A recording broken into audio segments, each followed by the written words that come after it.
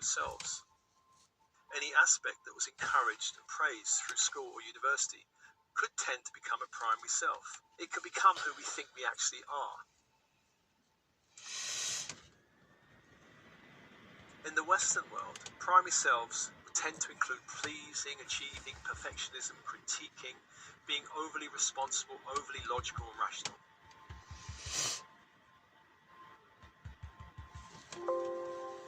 As adults, we may be encouraged to disown our inner child, our inner adolescent, our rebel, our hippie, our dropout, our lounge lizard, our messy creative self, the loud self, and so on.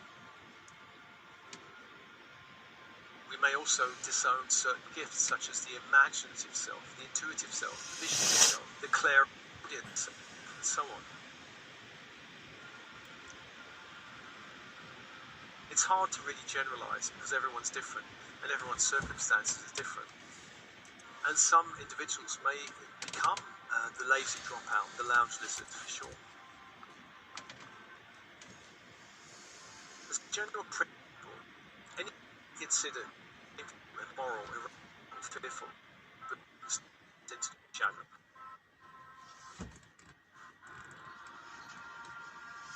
The shadow contains our gifts and talents because they're not wanted or valued in the family. And there's one example of a young woman who grew up in a family that valued academic achievement. They were very rational and heady.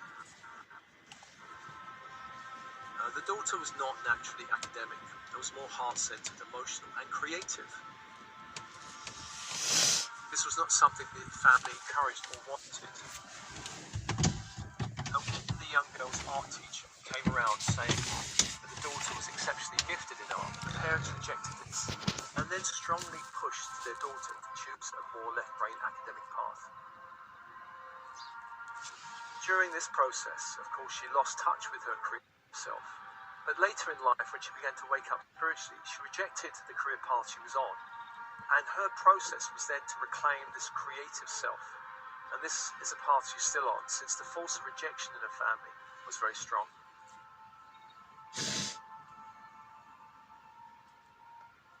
Shadow selves are banished until that time it feels safe for them to return. And this can happen during any personal exploration, therapy method. It can also happen when we begin to wake up spiritually.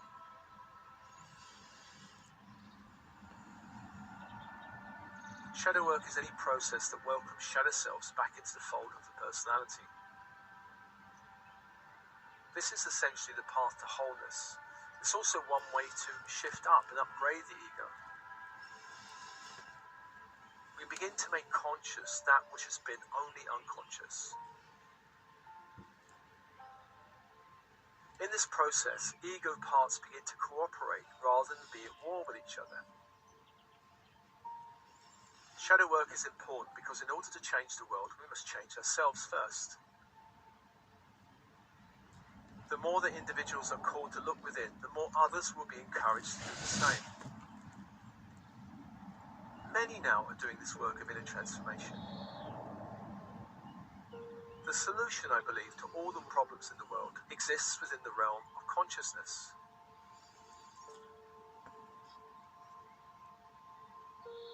Many conflicts will end as individuals embrace their own shadows instead of attacking the perceived enemy or darkness in the world.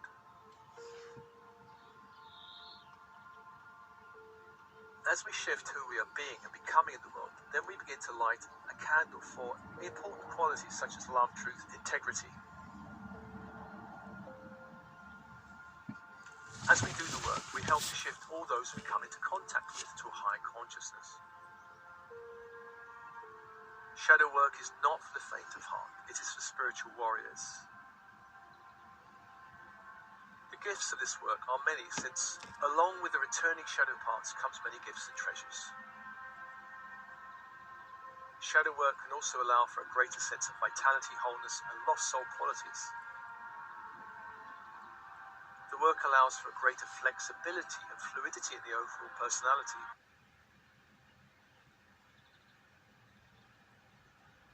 As the war between the good, so-called good, and bad selves end. This work requires a self-reflective mindset, the ability to reflect and observe our thoughts, feelings, and behaviors. Self-honesty and integrity are important because we need to be willing to see aspects of ourselves that we have judged as bad or unpleasant or even dangerous. Carl Jung once said, everything